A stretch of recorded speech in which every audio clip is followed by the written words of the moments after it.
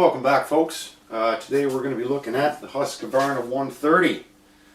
It is it's the lower end of the professional line of the Husqvarna chainsaw line, and the upper end of the homeowner saws. We're going to be talking about what I like about it, what I don't like about it, and why I think it's a great saw. And just to be clear, because I know there's a whole bunch of people at home wondering, ooh, we got another Husqvarna fan. I've owned both. Over the years, I've owned, at least, that I can remember, at least two Stihl chainsaws. I think when I lived in Canada, I had the MS 250. And when I was, since I moved to Britain, I owned the not Husqvarna, but the Stihl, I think it was an MS 180. And I really like Stihl. Got a lot of time for Stihl anything. They're a great running bit of kit. But at the moment, I own two chainsaws. I just recently sold one of my other Husqvarnas. I own the Husqvarna 130, and I own one of the little DeWalt 18-volt lithium-ion saws, which I'm going to do another review of later. Anyway, I've had this for a good few years now, and we're not going to do a demo today. And the reason we're not going to do a demo is because I give my audience a little bit of credit with respect to the fact that if you're here to look at this specific saw, my review of this saw, my opinion, you care enough to think, well, this person's doing a review of this saw, that you don't need to see another chainsaw cut some wood. Okay, we're not lumberjacks. I'm not going to get out there with 2 or 3 of my buddies and do a fun video of just a bunch of guys sawing up a bunch of wood. Most people that are interested in chainsaws, and I'm just not trying to presume anything about any of my audience, but I think most people that are interested in a chainsaw have some degree of an idea of how it works, and have some degree of an idea about the safety, and have already looked at what's out there on the market, and you're here to hear about what I think about this saw as a person that's owned it for a while. So that's what we're going to stick to today. But we're not going to... I'm a big fan of Husqvarna, but I want you to know that I'm happy to talk about what I don't like about the saw, and of course what I do like about the saw. Husqvarna's not paying me.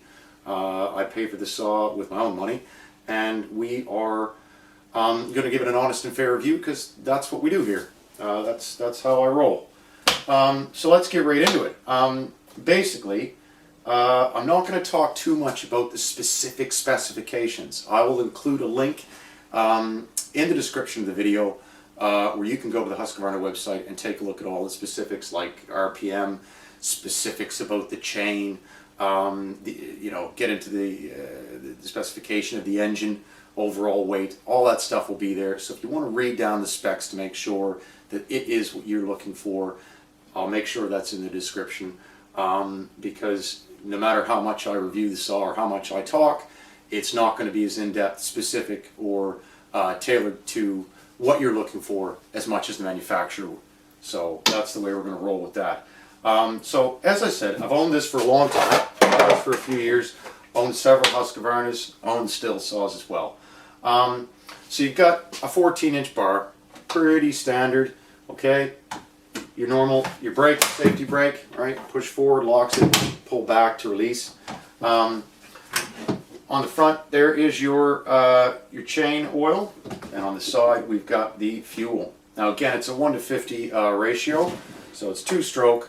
I would love to say it's really quiet, but I don't know any chainsaw that's petrol or gas operated that doesn't make a whole lot of noise. So I'm not going to really say that it's quiet, because that would be a falsehood. Two of the things that I don't like about the Husqvarna 130 that was seen on the previous generation saw that I owned. I think it was the 130, it might have been a 135, or it might have been the 236, I can't remember.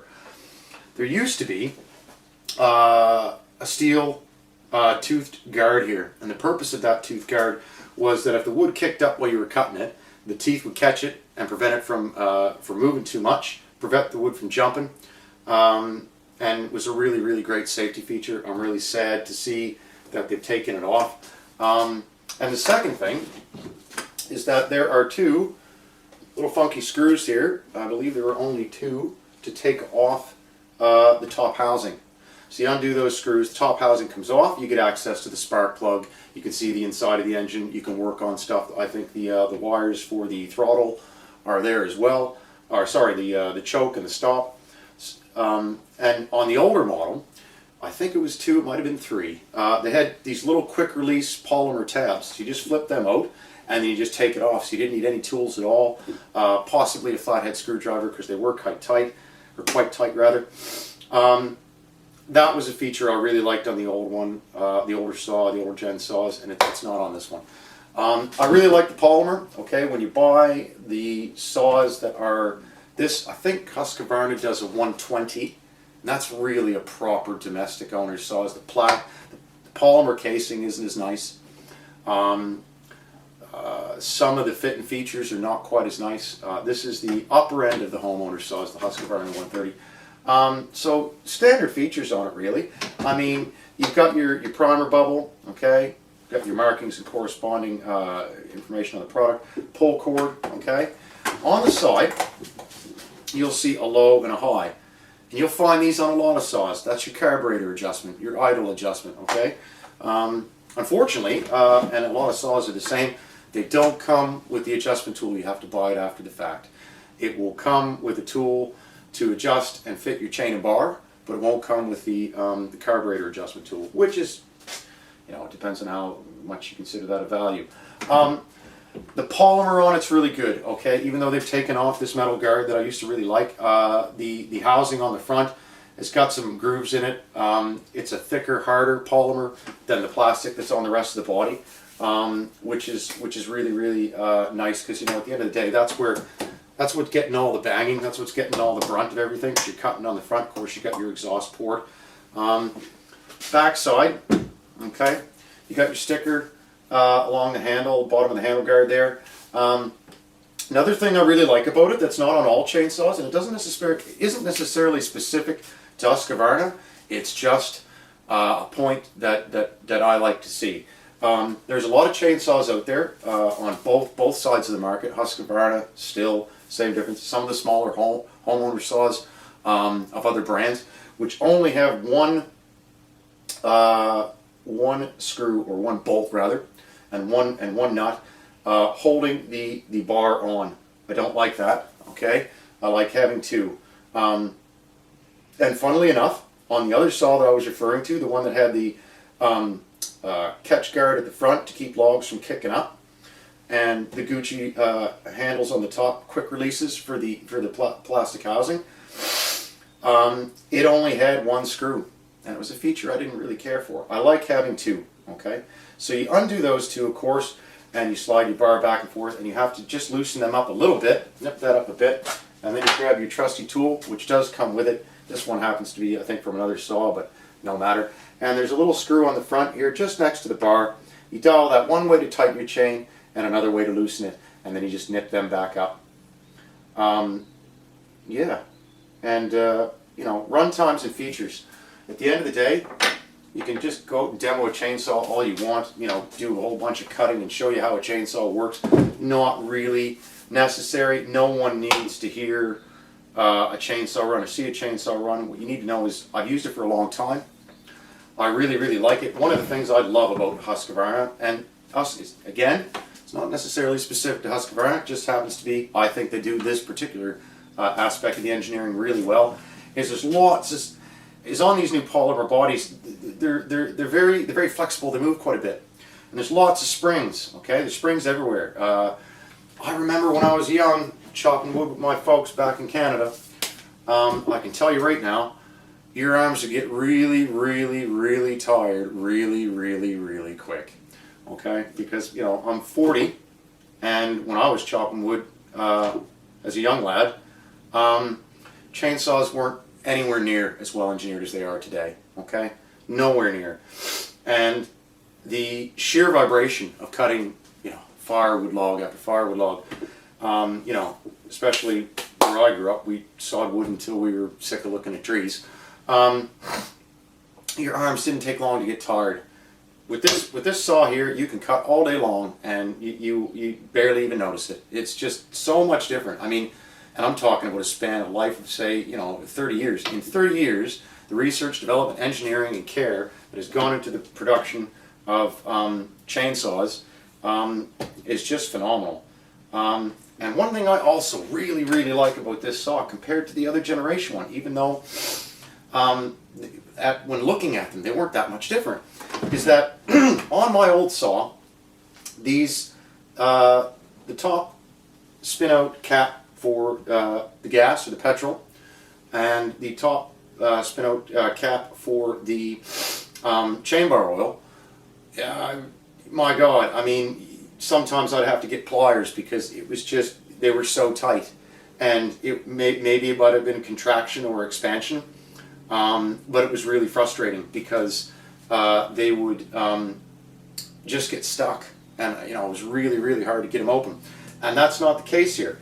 On the Husqvarna 130, we're only talking about a couple of years in the difference as well. They spin out really nice, and they lock in really nice. To be fair though, they're not quite as Gucci as the Stihl. The Stihl have a different type of system for slot, turn, and fold down on their chain and bar oil, as well as the petrol. And I gotta say, it's pretty Gucci. It's pretty Gucci. I'm sure it's patented. Yes, again, your pull cord, you flip your tab up at the back. So up is on for prime. Prime it 6 times, give her a couple of pulls, switch it down to the neutral position, she's good to go. Then you start it, and then you push down. It's got a nice little push down tab. Just push that down to stop. Okay, it's just that easy. Again, it's got a 2-stage operation. So you have to press this down and pull the trigger to get it to actuate, get her to start, get her to do some cutting. Safety-wise, like most chainsaws, I mean, they're dangerous in general. They're dangerous on a good day. Your only safety measures are your safety guard. In fact, you push that forward, it stops, and then pull it back to release, and then press down on your throttle to get it to stop. And I got to admit, the saw runs really great. It starts really great. It just does the biz. And there is just springs everywhere. There's another one on the handle. There's another one on the inside of the body. And yeah, there's no... You can run it all day long. I mean, it's really light. You've got your, again, if I haven't mentioned already, your 14-inch cutting bar. It's worked really well. I really like Husqvarna chains, but I've also bought aftermarket chains. Now, I buy aftermarket branded chains, ones that are recommended by arborists, ones that are have a solid reputation, and it handles those chains really well. You don't necessarily need to buy branded Husqvarna chains. Another thing is, some guys out there will probably cringe because I've said it. I don't use Husqvarna specific chain and bar oil, and I do not use Husqvarna specific 2-stroke oil. Okay, I just buy aftermarket stuff, whatever is cheapest, whatever meets the minimum standard, and this saw puts up with it. There's no issues there at all. It just runs. And I can honestly say that I've just always been impressed with the quality and the build. And again, I'm not saying it's better than Stihl. It just runs really well. It starts really well. It cuts really well. To be completely honest, the only reason, and it's the only reason, that I at some point in time made the switch and decided I was going to stick with Husqvarna is that on my Stihl, unlike my Husqvarna, one I currently have, only had 1 screw in there. So Stihls do have that. They do have 2 arresting bolts. Plenty of their models do. But on the model that I had, which I'm pretty sure was the MS-180, the stainless steel bolts that run into the body did not thread into anything metal.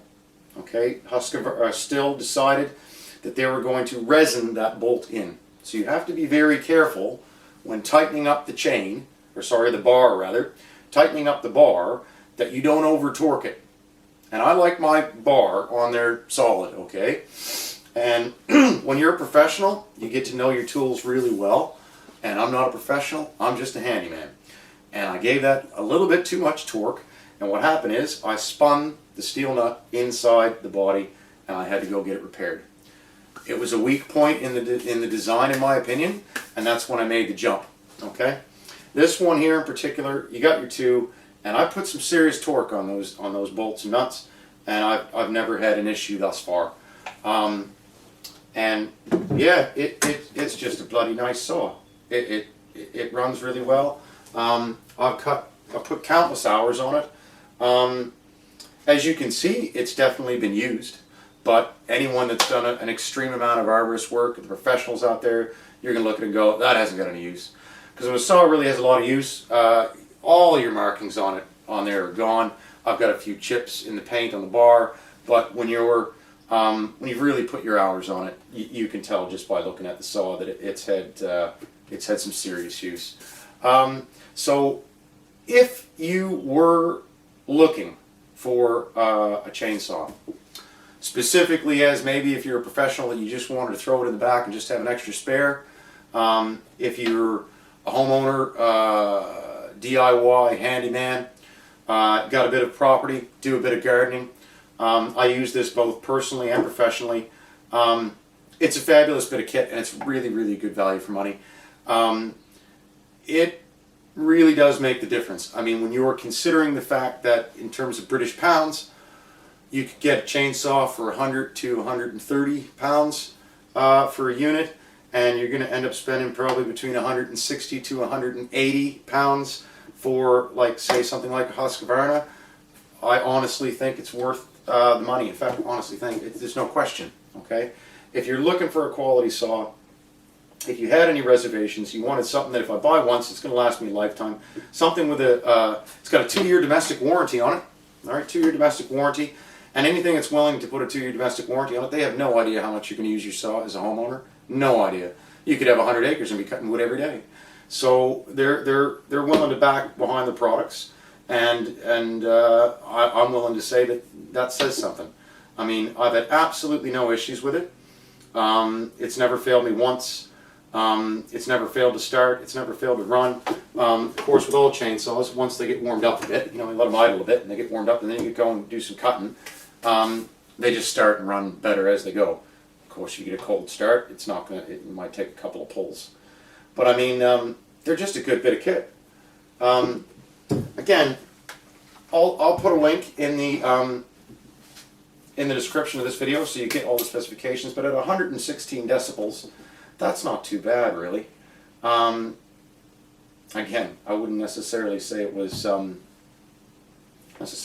quiet, but yeah, I think if you were looking for a saw and you had any reservations, you can count on the Husqvarna 130. I think it's worth taking a look at, and I wouldn't be here telling you that if I didn't think so. So listen, thanks for watching. Please like and subscribe if you can. And look forward to seeing you again soon. And we're going to be doing, eventually, a review of the DeWalt 18-volt brushless portable chainsaw. And I'm really excited about that because I had big reservations about buying a battery-operated chainsaw. And yeah, so stay tuned. We'll eventually get to that. So again, thanks for watching, and I hope you enjoyed the video. And if you had any concerns about buying a chainsaw, and you're wondering which one to buy and you were unsure, put your money on the Husqvarna 130. Thanks for watching.